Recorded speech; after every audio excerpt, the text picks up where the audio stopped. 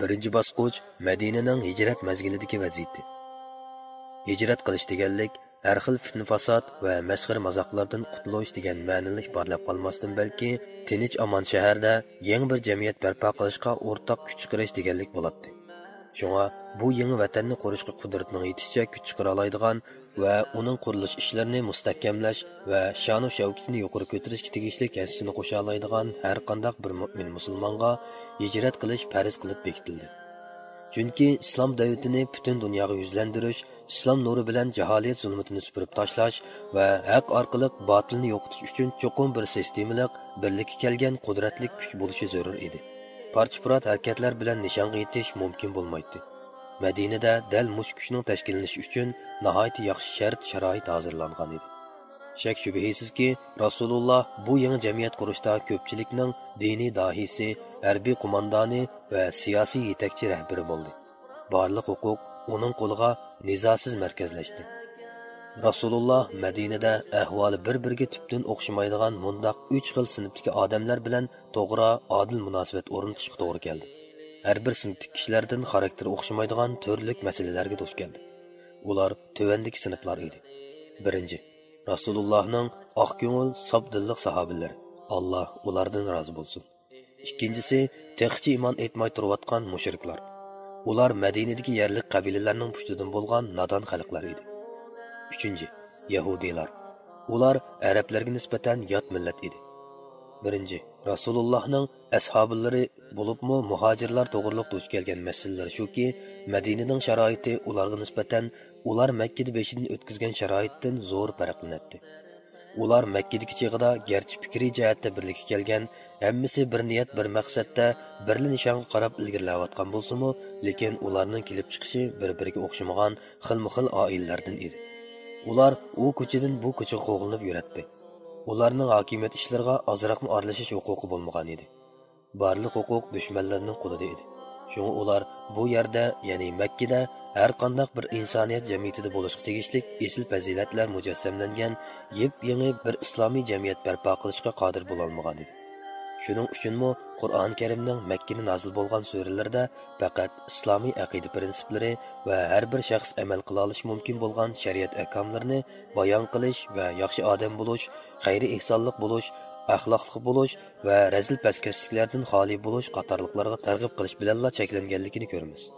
Ammo Madinada-chi, bu yerda musulmonlarning huquqi boshdan oxiri o'zining qo'lida bo'ldi. Hech kishi ularning ustidan hukmronlik qamchisini o'ynata olmadi. Hamda ularga yükselish, taraqqiyot, turmushni yaxshilash, igilik tiklash, siyosat belgilash, hukumat tashkil qilish, tinchlik o'rnatish va tinchlik o'rnatish uchun kurash qilish, halol, harom, toat, ibodat, adab, axloq deganga o'xshash hayotiy dunyoning ishlarini inchikilab bekitib tartib solish va o'ngshash uchun barliqi bilan otlanish fursati va o'zaro hamkorlashish har qaysi jihatda jaholiyat jamiyatiga mutlaq o'xshamaydigan insoniyat dunyosidagi har qanday bir ilg'or jamiyatdan alohida ustun turadigan va 10 yil mobaynida musulmonlar tatgan ashu mislsiz jafo mushaqqat badalik kelgan bu ning vakillik mahsuli bo'la oladigan yangicha alohida bir islomiy jamiyat qurib chiqishning vaqti soati yetib kelgan edi. Hammaga ayonki, har qanday bir jamiyatni mushu yo'sinda barpo qilib qurib chiqish bir kun, bir oy yoki bir yilda bitadigan ish emas. Balki uningga jamiyat a'zolarining ong saviyasini tadrijiy yuqori ko'tarish, oliyjanob fazilatlik ishlarga ko'ndirish va ta'lim-tarbiya orqali yetaklash bilan birga yana din, shariat ahkomlarining takomillashishi va qonun amr farmonlar to'liqlanib, kishilarning harakati shariat andisiga tushishi uchun ma'lum jarayon ketadi. Alloh bu shariatning amr farmon, qonun nizomlarini mukammallashtirib nozil qilib berishga kepil bo'ldi. Rasululloh Allohning ashu shar'iy qonunini ijro qilishga va uningga onglik rioya qilishga yetaklashga va musulmonlarni tarbiyalab yetishtirib, Alloh ummiylarga, ya'ni yezishni va o'qishni o'qimaydigan arablarga ularning ichidan bir payg'ambarni, ya'ni Muhammad alayhissalomni avatdi. U, ya'ni Muhammad alayhissalom ularga Qur'on oyatlarini o'qib berib, ularni gunohlardan pok qiladi. Ularga kitobni, ya'ni Qur'onni va hikmatni, ya'ni payg'ambarning sunnatini o'rgatadi degan oyatning ko'rsatmasi bo'yicha to'g'ri nishonni bo'ylab yo'l boshlab mengishga mas'ul bo'ldi. Sahaba ikromlar, Alloh ulardan rozi bo'lsin, Qur'oni Karimga butun vujudi bilan yuzlandi.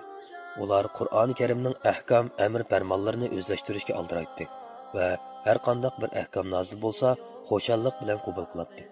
Allah bular haqida ularga Allohning oyatlari tilovat qilinsa, iymoni texmi kuchaydi deb oyat nozil qildi. Qur'oni Karim 8-sura 2-oyat. Xo'sh, bu masalalarni tafsiliy bayon qilish bizning tadqiqot mavzuyimiz emas. Shunga biz bu haqda mushunchalik to'xtalamiz. Mana bu Rasulullohning musulmonlarga nisbatan hammadan avval hal qilishga tegishli ishi edi. Shundaqla islom da'vati va islom elchiligining asosiy maqsadi edi. Lekin u hozircha bak jiddiy masala emas edi. Shundaq, bu yerda jiddiy hal qilishga tegishli boshqa bir masala mavjud edi. Birinchi, shu mezgilda Madinadagi musulmonlar ikki qismga bo'linadi. Biri o'zining tug'ilib o'sgan makoni, ona yurti va mol dunyosi ichida omon-eson, g'amsiz yashayotganlar bo'lib, ularning kundalik turmush lozimliklaridan boshqa g'am andishisi yo'q. Ular ansorlar edi. Ansorlar azaldillah orasida qattiq surkilish va kon adovat o'tlari o'chmay kelgan bir xalq edi. Ularning yanida yana bir bilik musulmonlar bor edi. Ya'ni ular muhojirlardir. Ularning hamma narsasi yo'qolgan. Ular Madinaga oralla jinini joylab chiqib olishgan, na ularning panogohi, na turmushini qamdash uchun ishlaydigan ish o'rni, na ularning jahondorchilik qilib turg'idek mablag'i yo'q edi. Bu musofirlarning soni oz emas, balki texi kundan kunga ko'payotdi. Chunki Allohga va Allohning rasuliga iymon keltirgan har qanday bir kishining hijrat qilib chiqishi farz qilib bekitilgan edi. Hammaga ayonki Madina uncha boy shahar emas edi. Shunga uning iqtisodiy vaziyati tezda davolg'ishga uchradi. Va mushunda qiyinchilik paytida islom diniga o'chmanlik qilg'uvchi dushman kuchlar Madinaga qarta yerim iqtisodiy jazo yurgizganlikdan Madinaning sirtdan kiradigan tovar miqdori ozlab ketib, xalqning turmushi tezla og'ir darajada daxliga uchradi. Ikkinchi, shu mezgilda Madinadagi yerli xalqlar orasida texchi musulmon bo'lmay turayotgan bir qism mushriklar bor bo'lib, ularning musulmonlar bilan hukmronlik talashqudek kuch madori yo'q edi. Ularning ichida bir qismlar bu yangi dinga nisbatan dard gumon bo'lib, ajdodlarning tutgan yo'lini tashlag'isi kelmay, ikkilanib yurayotgan bo'lsa-mu, lekin islom diniga va musulmonlarga qarta dillarida adovat va suiqasd planlab yurmaydi. Undaqlar uzun o'tmayla hidoyat tepib ixlosmand mu'minlardan bo'lib ketdi. Ularning ichida yana Rasulullohga va musulmonlarga qarta ko'nglida qattiq o'chmanlik va og'ir adovat saqlab yuradigan bir bo'lik kishilarmi bor edi. Lekin ular musulmonlarga oshkora jang e'lon qilinmaydi. Balki texi zamonning shart-sharoitiga beqib, musulmonlarga qarta noiloj do'stlik va sadoqat izhor qilib yuradi. Bularning kattavishi Abdullah ibn Ubay ibn Salul degan kishi bo'lib, Avis va Xazraj qabilalari Boas urushidan keyinla uni o'zlariga sardor podshoh qilib tiklab olmoqchi bo'lgan. Buningdan ilgari ular biror kishi atrofiga bundoq uyushib birlikka kelgan emas edi. Va uningga toj kiydirib, xonlik maqomiga ko'tarish uchun uncha marjon tizib, xonlik toj tayyorlayotdi. Ushtum tut Madinaga Rasululloh kelib qolib, kishilar uningdan yuz o'rib Rasulullohga yuzlanib ketdi. Shundaq bo'lmagan bo'lsa, u Madina xalqiga podshoh bo'lay deb qolgan edi. Shun u Rasulullohni mening bo'lg'us xonlik o'rnimni tortib oldi deb qaraydi va Rasulullohga ostiritdan o'chmanlik saqlab yuradi. Ammo u Badr urushidan keyin vaziyatning uning uchun foydasiz tarafga yuzlanayotganligini va mushundaq shirik aqidasi bilan turaversa dunyoviy manfaatlardan nurg'un naftin quruq qoladiganligini nazarda tutib, o'zining musulmon bo'lganligini ig'zoki jakarlab qo'ydi. Lekin u dilida kufrdan voz kechmagan edi. Abdullah ibn Ubay Rasulullohga va musulmonlarga ziyonkashlik qilgudek fursat bo'lsa, qo'ldan bermaydi. Va uning u podshoh bo'lgan taqdirda erishish ehtimoli bo'lgan amal mansablardan mahrum qolgan kandidat amaldor odamlari uningga yaqindan namdandi bo'lib, uning suiqasdlik planlarini ishga oshirishga kuchab madad beradi. Texi ba'zida o'zlarining bu razil planini amalga oshirish uchun ayrim vaqalarni paydo qilib, qisman sodda musulmonlarni qalqon va laqshigir o'rinda ishlatadi. 3. Yahudiylar. Yuqorida so'zlab o'tganimizdek, Hijoz tavaligiga Ashuriylar va Rumliqlarning zulmidan qochib kelib qolgan xalq edi. Ular aslida Ibron millatiga tava xalq bo'lsa-mu, lekin ular Hijozga ko'chib kelgandan keyin kiyim-kechak, til va madaniyat qatorliq jihatlarda tamoman arablashib ketgan edi. Hatto ularning qabila nomlari, shaxslarning ismlari mo arabcha atalgan edi. Hatto ular bilan arablar orasida qudubajilik va kuyovg'illik munosabatlari borliq kelgan edi. Lekin ular o'zlarining millat, irq tavalligini qat'iy esidan chiqarmay, arablarga mutlaq qo'shilib ketmagan edi. Balki o'zlarining Isroil, ya'ni Yahudi millati bo'lganligidan faxrlanadi. Arablarni bo'lsa eng tuvan darajada haqir ko'radi. Hatto ularni madaniyatsiz yovvoyi maxluqlar, tuvan tabiqadagilar, savodsiz to'mpaylar degan ma'noni ifodalaydigan ummiy deb ataydi. Ular arablarning mol-mulkini yevilish o'zlari uchun durust, har qanday usul bilan yavalsa bo'ladi deb qaraydi. Qur'oni Karim 3-sura 75-oyatda mundaq deyilgan: Ular ummiylarning meliga xiyonat qilsak, bizga gunoh bo'lmaydi. Ya'ni bizning dinimizda bo'lmaganlarning mollari bizga harom emas dedi. Ularning din tarqitish qizg'inligi yo'q edi. Ularning diniy sarmoyasining bor yo'qi faqat palchilik, sehrgarlik, damkashlik qatorliqlar bo'lib, ular shu narsalar orqali o'zlarini bilimlik, fozil, ruhiy yetakchilar deb qaraydi. Yahudiylar hunarvanchilik, tijorat kasbi, maishat fanlarida mahir xalq edi. Shunga ochliqdan, yel yemish, shakar, haroq va kiyim-kecha qatorliq tijoratlar asosligi shularning qo'lidan chiqadi. Ular ochliq, raxt va haroq sharoblarni sirtdan kirgizib, xorma qatorliq yerlik mahsulotlarni sirtga chiqaradi. Buningdan boshqa yana nurg'un pul tepish usullari va chora amallar bor bo'lib, buning bilan arab ommasidan hasilab foyda oladi. Ular yana buning bilan qanoatlanib qolmay, jazonixo'rlik bilan shug'ullanadi. Ular arab peshvolari va yurt oqsoqollarining, shoirlarning madhiyalariga erishib olish va xaloyiq orasida yaxshi nom qozonib olishga sarf qilish uchun uzun muddatli qarz berib turib, ularning yer zamin, bog'varon, dal-daraxtlarning hammasini go'riga elishadi. Hatto asta-asta ularning yer zaminlarining hammasini o'zining mol-mulk zaminlariga aylantirib oladi. Yahudiylar hiylagar, qora niyat, suiqasdchi, fitnaxo'r, aldamchi millat bo'lib, hadislar qo'shni arab qabilalari orasida adovat va o'chmanlik urqini chachatdi va bu qabilalarga sezdirmasdan o'zlarining yo'shirun hiyla-nayranglarini ishqa silib, ularni o'zaro cho'qishtiradi. Shunga ularga qo'shni arab qabilalari necha avlod davom qilgan qonliq urush qatlangchiliklarida davomli jiddiy holatda o'tgan edi. Qachonki bu urushlarning o'tlari o'chib, istitaklari tarqalishga boshlasa, yahudiylarning zahar qo'llari yana ko'say bo'lib, o'ttirga chiqib urush zidillarini qayta tatlaydi. Arab qabilalarini raso kuch kiritib qo'ygandan keyin darhol o'zlarini chetga elib, bu bechoralar kelgan kelmishlarni tomosha qilib qarab o'ltiradi. Ular texi buni oz deb urushayotgan har qaysi tarafni chiqimidan qo'rqib urush to'xtatmasin uchun yuqori o'simli qarzlar bilan ta'minlab turadi. Ular bu suiqasd orqali bir chalmada ikki paxtakni tang so'qatdi. Ya'ni ular bir jihatda yahudiylarga xos to'polondan to'g'ach o'g'irlaydigan xususiyatga varislik qilsa, yana bir jihatdan assilab o'stirib jazoni pul berib, zo'r iqtisodiy unumga erishadi. Hijrat mezgilida Yasrib, ya'ni Madinada asosligi 3 cho'ng yahudiy qabilasi bor edi. Ular Bani Qaynuqa qabilasi. Ular arablardan Hazrat qabilasidagilarning ittifoqdoshlari bo'lib, o'ltiroq o'rni Madinaning ichiga joylashgan. Ikkinchisi Bani Nazir. Üçüncüsü Bani Qurayza. Mazkur ikki qabila arablardan Avs qabilasidagilarning ittifoqdoshi edi. Bu ikki qabilaning o'ltiroq joyi Madinaning sirtidarak bo'lib, shahar atrofiga yaqin edi. Mana bu 3 putluq yahudiylar o'chqi Avs, Hazraj qabilalari o'rtasida uzoq zamonlardan beri urush o'tlarini yolg'onchitib, pasib qolsa qo'zg'ab keldi. Hatto texi bu os urushida har qaysi yahudiy qabilalari o'zlarining ittifoqdoshlari bilan bir taraf bo'lib, bevosita jangga qatnashdi. Yahudiylar islom diniga qarta o'chmanlik va adovat nazar bilan qarmaydi deb kim ayta oladi? Halbuki bu dinning payg'ambari ularning millatidan bo'lmay qoldi emasmi? Shundoq bo'lib qolgan bo'lsa-da, ularning nafsoniyati, bilarmanligi va chekidan oshgan millatchilik asabiyligi oz to'la taskin tepib qolar degili bo'ladi. Uning ustiga islom davlati kishilar orasidagi adovat dog'larini yuyib, chechlang'u qabilalarni inoq o'tishga tashabbus qiladi va ishlarda samimiy, oqko'ngil bo'lishga, tijoratda to'g'ri, adil yo'lni tanlab, halol, pokiz rizq bilan kifoyalanishga chaqirdi. Bu tashabbus Yasrib, ya'ni Madina tavalligidagi uzundan beri tirkishib kelayotgan arab qabilalarini o'zaro aplashtirib, inoq qarindoshlardan qilib o'tishi mumkin. Bu chaqda bu qabilalar yahudiylarning zahar chanqilidan qutulib chiqib oladi-da, ularning tijorat bozori butunlay kasatlashir va boylik tugminini cho'giltayotgan jazonixo'rlik mollaridan mahrum qoladi. Balki texi bu qabilalar uyg'unib yahudi jazonixo'rlik yo'li bilan bo'lib olgan mol-mulklarni hisoblab chiqishi, ondan o'sim uchun yahudilarga berib qo'ygan yer zamin, bog'-baronlarni qaytarib olishga harakat qilishi mumkin. Yahudiylar islom davlati Yasribga umumlashishga boshlagandan beri yuqorqi ehtimolliklarni allaqachon famlab bo'lgan edi.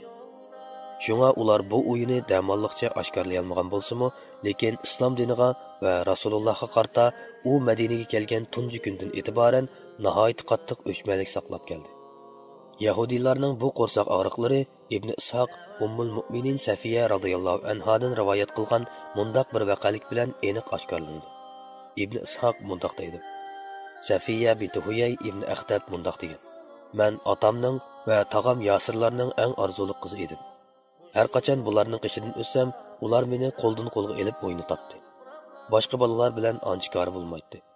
Rasululloh Madinaga qadam tashrif qilib, Quba kentiga, ya'ni Amr ibn Avf mahallasiga tushganda, otam Huyay ibn Akhtab bilan tog'am Abu Yasir ibn Akhtab ikkisi bir kun atigan Rasulullohning qishig'iga tushib ketdi. Ular kun o'ltiray deganda ondan qaytib chiqishdi. Ular ro'yi tushkun, boshlarini to'van solgan holda nihoyat ruhsiz paypaslab minib chiqishdi. Bu chaqda men odatim bo'yicha ularning oldiga o'ynaqishib yugurib bordim. Ularning hech qaysisi meni qo'liga elibmi qo'ymadi. Azbiroyi Xudo, men ularning qo'shimisining andishlik turilib qolganligidan hech qaysisiga erkalab qaray olmadim. Men tog'am Abu Yasirning asta ketib etib, otam Abu Huyay ibn Akhtabga "Ashu shumi?" dedi. Otam: "Ha, Alloh bilan qasam, ashu shu. Uni tonimsan va cho'qim shu deb jazmlashtira olamsan?" "Ha, albatta. Uningga qarta qanday qaror kelding? Hayotli bo'ladi ekanman, uningga qarshi kurash qilaman" deyishib banqonligini angladim. Imom Buxoriyning Abdullah ibn Salam radhiyallohu anhuning musulmon bo'lishi haqida rivoyat qilgan hadisi buni kuchlantirdi. Abdullah ibn Salam Yahudiylarning katta ulamolaridan biri edi. U Rasulullohning Madinaga kelib, Bani Najjar mahallasiga tushganligini anglagandan keyin darhol uning oldiga kelib, uningga payg'ambardan boshqa hech kishi bilmaydigan bir qancha savollarni tashladi. Va Rasulullohning savollariga bergan javoblarini anglab, shu aman o'rnidan qo'pmay turibla Rasulullohning rost payg'ambar ekanligiga iymon keltirdi. Ondan u: "Ey Rasululloh, Yahudiylar tuhmatxo'r, yuzsiz xalq. Ular mening musulmon bo'lganligimni bilib qolsa, sening oldingda qarlig'il turdi. Shun avval ulardan mening ahvolimni so'rab baqqin" dedi. Shuning bilan Rasululloh Yahudiylarni sinab ko'rmak uchun ularni chaqirishga odam avatdi. Uzoq o'tmay Yahudiylar yetib keldi. Bu chaqda Abdullah ibn Salam uyiga kirib olgan edi. Rasululloh ulardan: "Abdullah ibn Salam qandoq odam?" deb so'radi. Ular: "U bizning katta ulmoyimiz, ulamoning o'g'li, fozil, yaxshi odamimiz, yaxshi odamimizning o'g'li. Yana bir iborada bizning kattamiz va kattamizning o'g'li. Yana bir iborada yaxshi kishimiz, yaxshi kishimizning o'g'li, o'zi fozil ham fozil kishining o'g'li" deyishdi. Rasululloh: "Navoda Abdullah ibn Salam musulmon bo'lsa qanday qaraysizlar?" dedi. Ular birdak cho'qon ko'tarishib: "Alloh o'z panohi saqlag'ay" deyishdi. Shuning bilan Abdullah ibn Salam ularning oldiga chiqdi-da: "Ashhadu an la ilaha illalloh va ashhadu anna Muhammadan abduhu va rasuluh. Bir Allohdan boshqa iloh yo'q. Haqiqatan Muhammad Allohning bandasi va elchisidir deb guvohlik beraman" degan edi. Yahudiylar buni ko'rib: "Bu nomussiz, nomussizning pushti" deyishib, uningga haqorat qilib turdi. Yana bir iborada Abdullah ibn Salam: "Ey Yahudiylar jamoasi, Allohdan qo'rqinglar. Yakki yagona Alloh bilan qasamki, sizlar cho'qim bilasizlar. U haqiqatan Allohning payg'ambari, uning elib kelgani haqdir" degan edi. Ular: "Yolg'on aytding, yolg'on" deb cho'rqirishib ketdi. Mana bu Rasululloh Madinaga kirgan kunila Yahudiylardan olgan tunji sinoq edi. Demak, bularning hammasi ichki jihatdagi foydasiz omillar edi. Ammo tashqi jihatda yanada islom dinining eng ashaddiy dushmani Quraysh kofirlari edi. Ular 10 yil mobaynida, ya'ni musulmonlar ularning qo'l ostida mahkum bo'lib turayotgan mezgilda musulmonlarga qo'rqitish, tahdid silish, har jihatdan qisish, och qo'yish, jazolash siyosatlarini yurgizib, chedug'siz azob uqubatlarni tetitdi va ularga tartiblik, nishonliq tashviqot elib berib, ajallik ideya urush qo'zg'adi. Ondan musulmonlar Madinaga hijrat qilmoqchi bo'luvdi, ularning mol-mulk, uy-besot va yer zaminlarini musodara qilib oldi. Ularni bola-chaqa, xotin-qizlaridan ayirib etdi. Balki texi qo'liga tushib qolganlarni hapsiga oldi va qiynab azobladi. Ondan ular buninglik bilan cheklanmay, da'vat yetakchisi Muhammad sallallohu alayhi va sallamni o'ltirib, uni va uning da'vatini biroqli yo'qotish suiqasdini planlashdi. Bu suiqasdni ijro qilishda qilich deb tortmadi. Qo'ldan keladigan barliq tirishchanliklarni ko'rsatdi va mush ishlardan keyin musulmonlar 500 kilometr yiroqlikdagi bir zaminga yenini joylab berib oldi.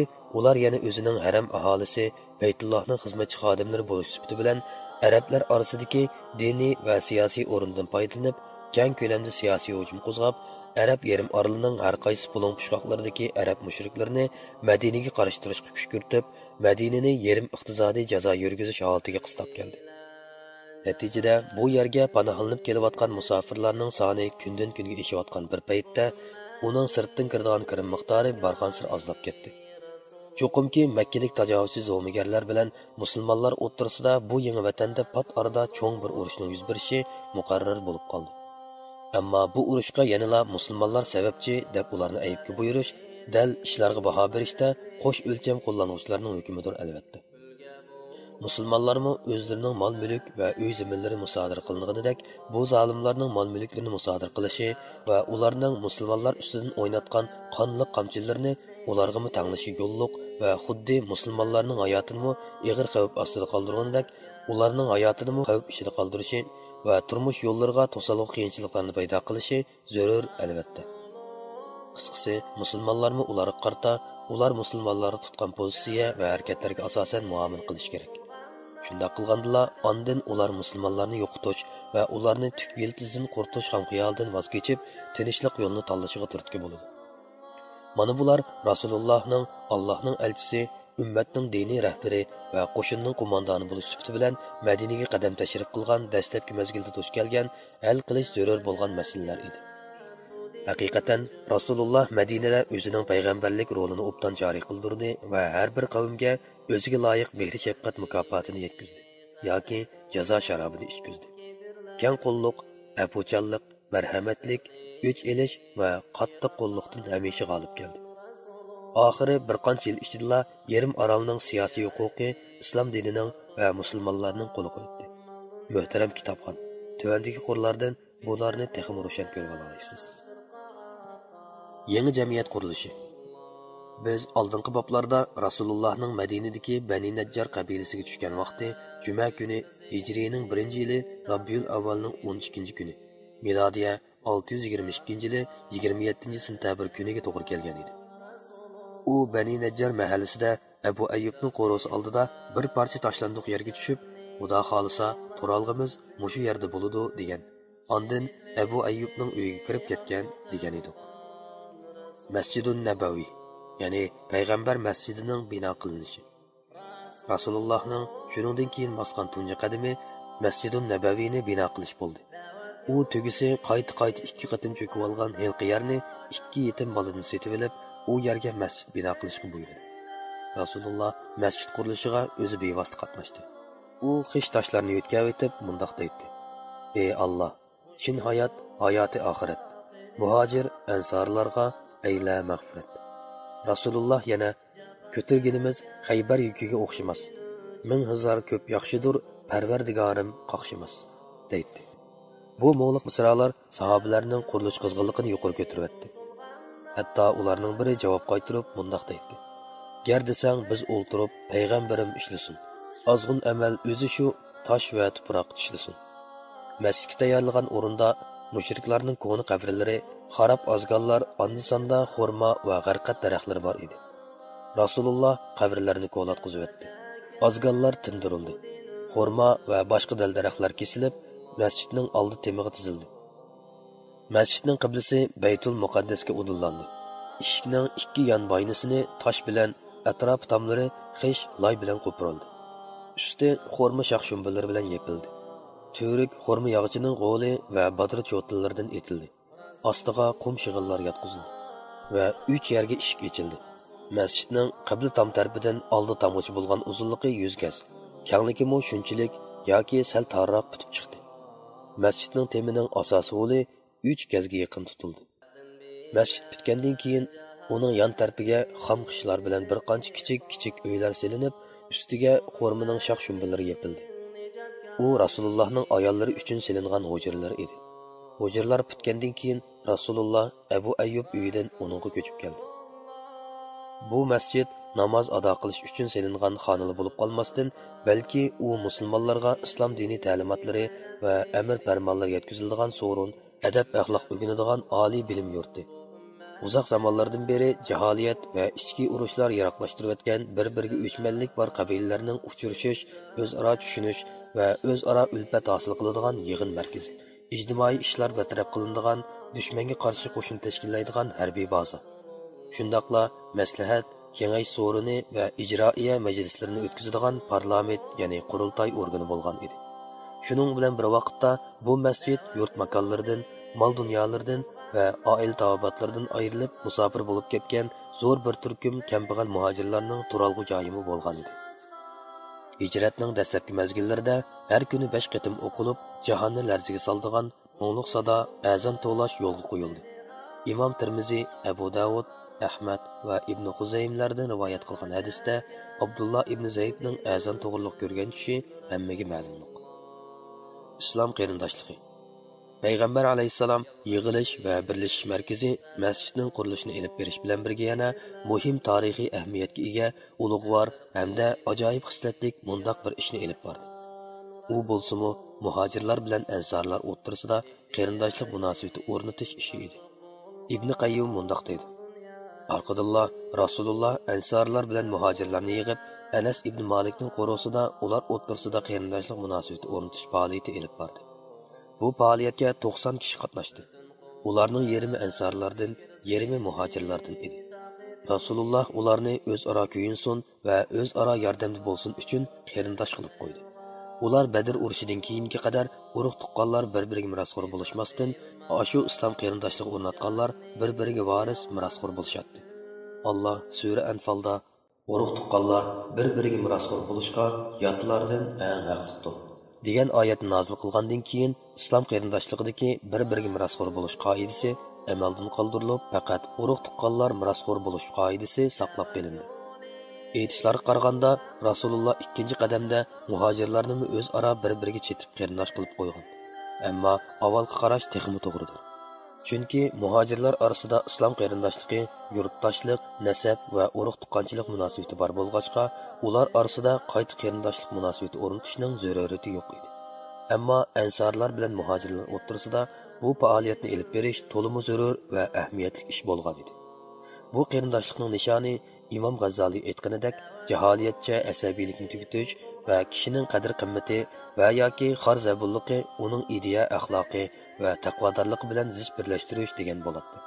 Bu deganlik o'z tarafdorini faqat islom uchun himoya qilish va qo'g'dash, nasab, irq va yurt farqlarini butunlay tugutish. Payg'ambar alayhisalom sahobalari o'rtasida o'rnatgan bu qarindoshlik munosabatini eg'izdan tushirmay to'laydigan quruq shuarga emas, balki kuchlik ahdi paymon, jonga va molga chetiladigan amaliy harakatga aylantirgan edi.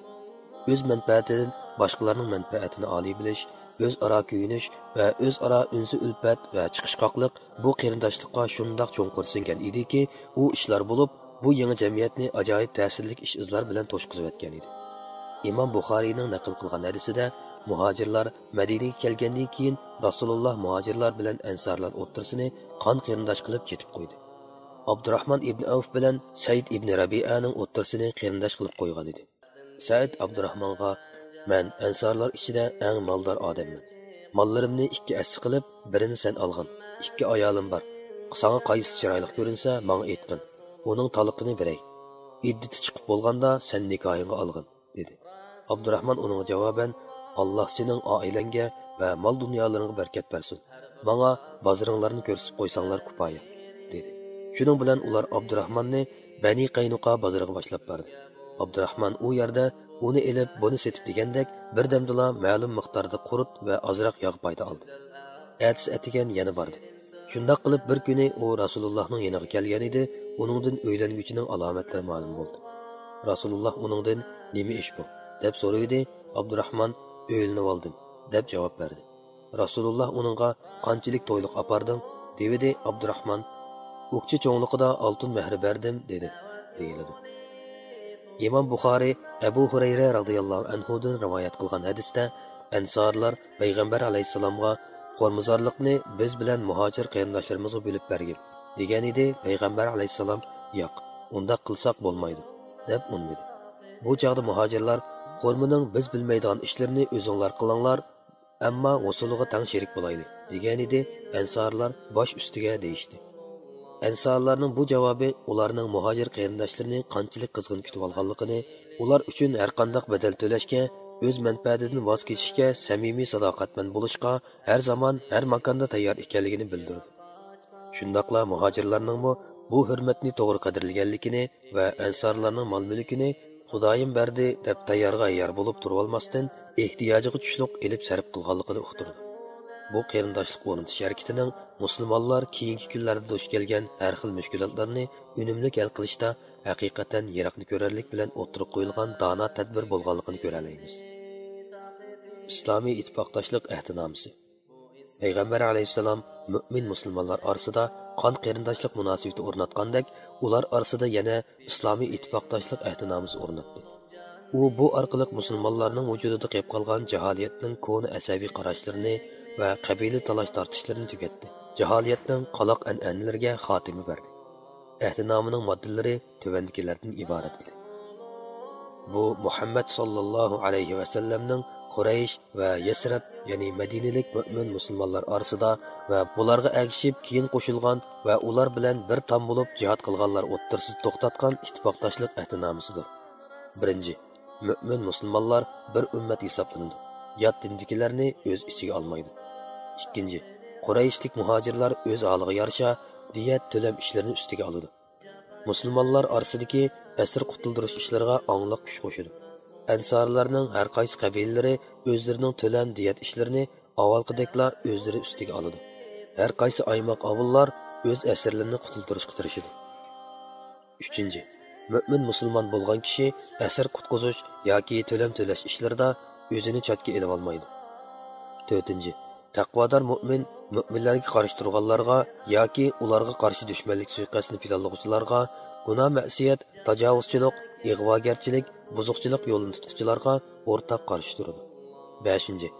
Mazkur yomon ish, yomon harakatlarga qarta hammaylan o'rtaq qarshi turishi, otasi yoki bolasining bu ishlarga chetilib qolishi, uni ahdiga vafo qilishdan to'sib qo'ymasligi lozim. 6. Mu'min odam kofirning qisosini deb yana bir mu'minni o'ldirmaydi. 7. Mu'min musulmon kishi boshqa bir musulmonga qarshi kofirga yordam bermaydi. 8. Allohning boshpanaligi hammaga o'rtaq, buningda yuqori tuvan deb ayrilmaydi. 9.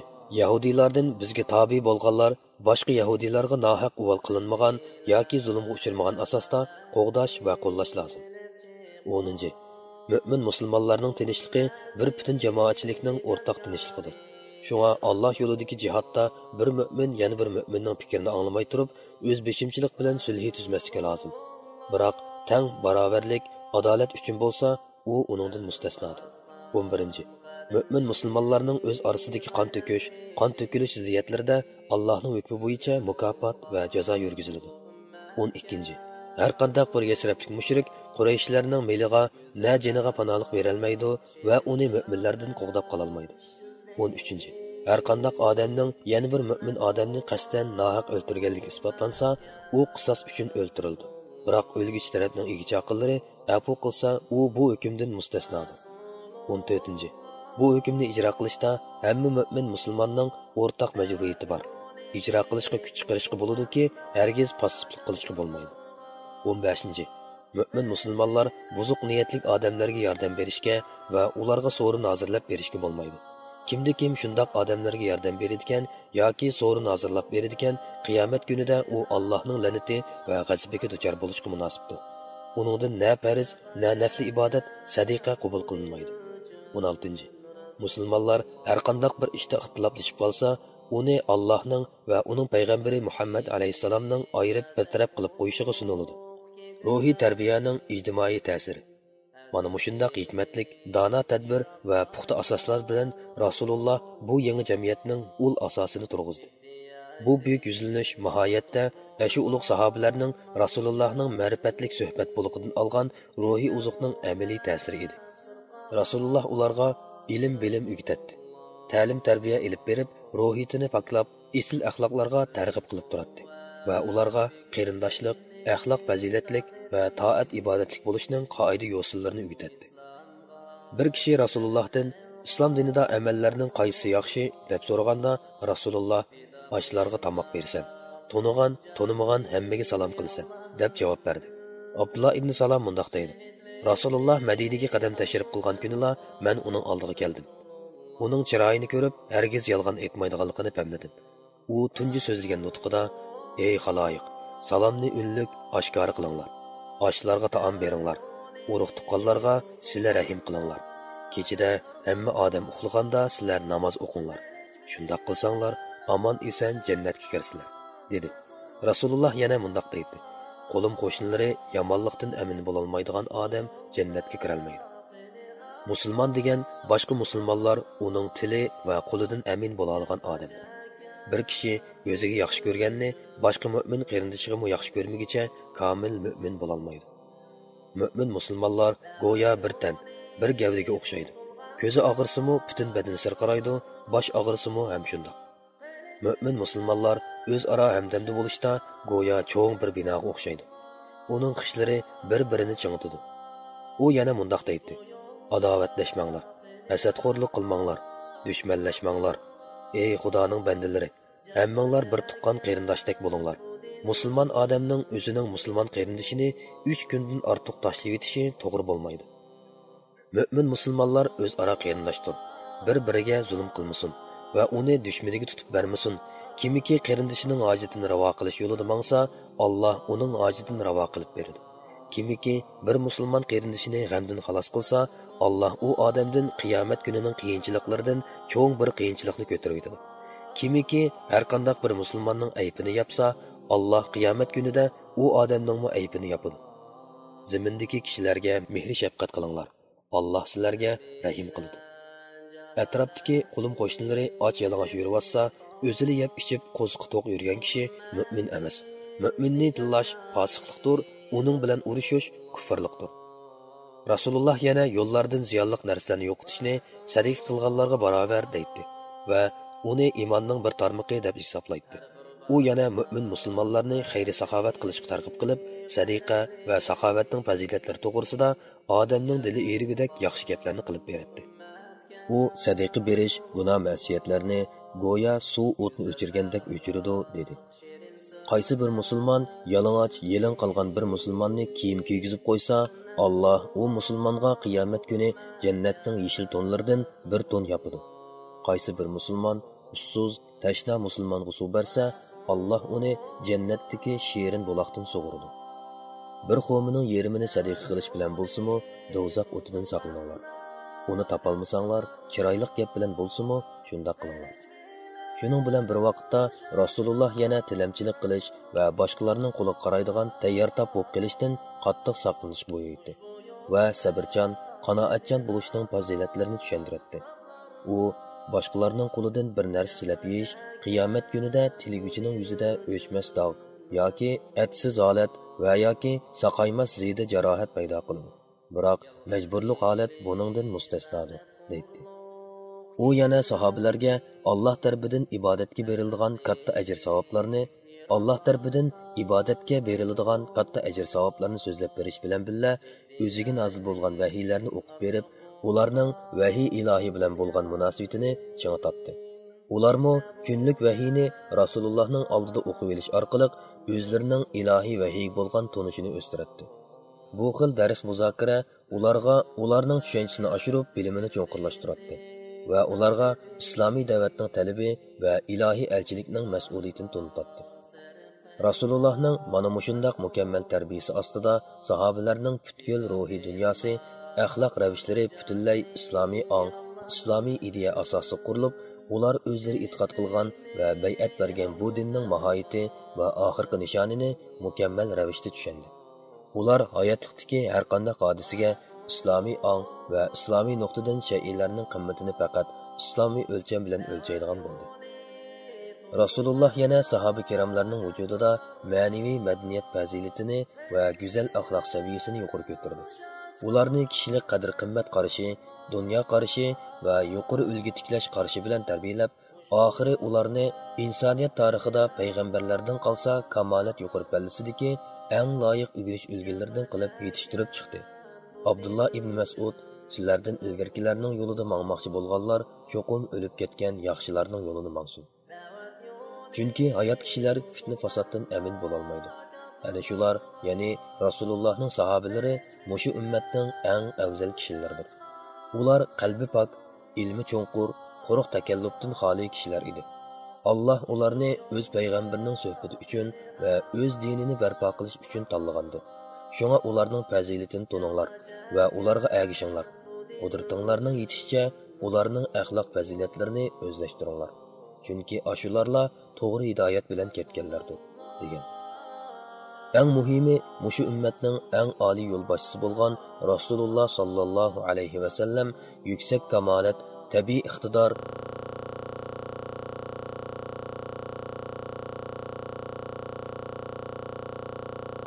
va jon bino qilishga arzigulik darajada o'zlashtirgan edi. Shunga u har qanday bir gapni qilsa, sahobalar uni o'rindashga aldiraydi. Biror xizmat yoki biror ishni o'rinlashtirsa, uni bas-basda amaliylashtiradi. Mana mushundoq atrofliq tutish va tarbiyalash orqali Rasululloh bu yangi vatanda insoniyat tarixidagi eng go'zal, eng baxit, saodatlik va eng inoq bir jamiyatni barpo qilib qurib chiqdi. İnsaniyat yiroq o'tmish va yoki yaqin kelgusida bo'lmasin, hal qilishga qodir bo'lmagan, amaliyotda qodir bo'la oladigan nurg'un masala va mushkulotlarga hal qilish asosini turg'izdi. Rasululloh mushundoq yuksak ma'naviy ta'lim-tarbiya orqali zamonning har xil to'lqinlariga duch kelgan bu yangi jamiyatning asosini paydin-pay takomillashtirdi. Hatto u zamonning ta'tir iqinini o'ng'i buriya oldi. Tarix va falak girdishini yangi yo'nalishga qarab yuzlantiradi. Da'vat yo'li to'silganda kafirlarga qilich bilan urush ochgan Rasululloh ushbu yo'lda qini oqqan tuproqlarga jafo chekkan bu din uchun